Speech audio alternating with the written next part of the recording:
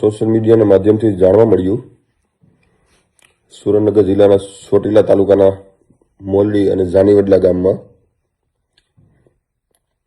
રાત્રિ દરમિયાન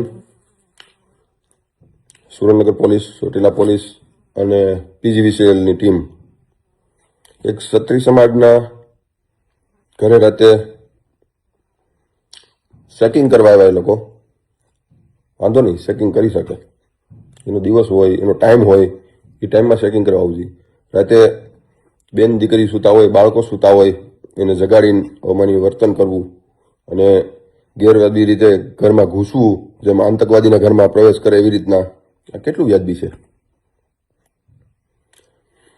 આ વિડીયોના સોશિયલ મીડિયાના માધ્યમથી આ વિડીયો અત્યારે વાયુ વેગે ફેલાઈ રહ્યો છે, ન્યૂઝપેપરમાં બધે આવી રહ્યો છે. અમારા સમાજના આગેવાનોએ બધાએ જોયું છે. બધાનું એક જ કહેવાનું છે કે આ એક જ્ઞાતિને ટાર્ગેટ કઈ રીતના બનાવવામાં આવે છે. એવું તો શું છે, જે સમાજ 100% સરકારની સાથે હોય, જોડાયેલો હોય અને હા ગુનેગાર હોય, કોઈ ગુનો કર્યો હોય, અત્યારે એમની માથે એફઆઈઆર હોય, એને પકડો, એમાં અમે કોઈ ના નથી, કોઈ કંઈ એ બાબતથી કંઈ કહેવાય માગતું નથી. પણ જેમને 10 વર્ષ પહેલા જેના મોટો ગુનો કંઈક થયો હોય, માણસ માથે હોય, બધા માથે ના હોય એવું નથી, અને એ પતી ગયો હોય, એના 5-10 વર્ષ થઈ ગયા હોય, અત્યારે માણસની આખી જિંદગીની લાઈન બદલાઈ ગઈ, માણસ વ્યવસ્થિત એનું ગુજરાન ચલાવતા હોય, ગમે ધંધો બિઝનેસ, જેના મોટો ખેતીવાડી જોડાયેલા હોય, કોઈ વાહન વ્યવસાય જોડાયેલા હોય, નો ડાઉટ.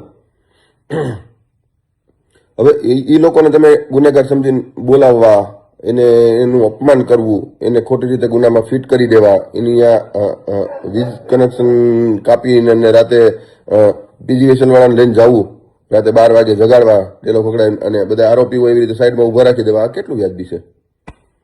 અમે લોકો અમારા ગુજરાત કાઠી ક્ષત્રિય સંગઠન સાથે અમે લોકો ગૃહમંત્રી સાહેબ હર્ષભાઈ સંઘવીને મળવા જવાના છે આ બાબતે, અને સાહેબને કહેશું કે સાહેબ અમારા સમાજનો શું ગુનો છે, આવું તમારા સમાજે શું કર્યું છે કે આવું એક સમાજને ટાર્ગેટ બની રહ્યું છે, અને આ સુરેન્દ્રનગર પોલીસ આવું શું કરી રહી છે.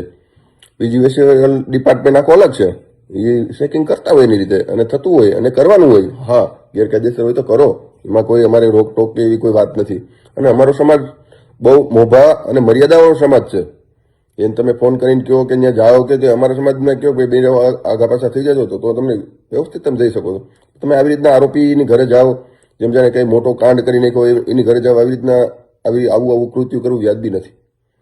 અને ક્ષત્રિય સમાજ છે, મર્યાદાવાળો સમાજ છે અને મોભાવાળો સમાજ છે. એણે 18 વર્ષની આબરૂ સાચવેલી છે પહેલેથી. કોઈની બેન દીકરીની આબરૂ જતી હોય ને તો સાચવનારો સમાજ છે. તો આજે એની ઘરે તમે જઈને બેન દીકરી હોય ને તમે આવું વર્તન કરો, કેટલું વ્યાજબી છે.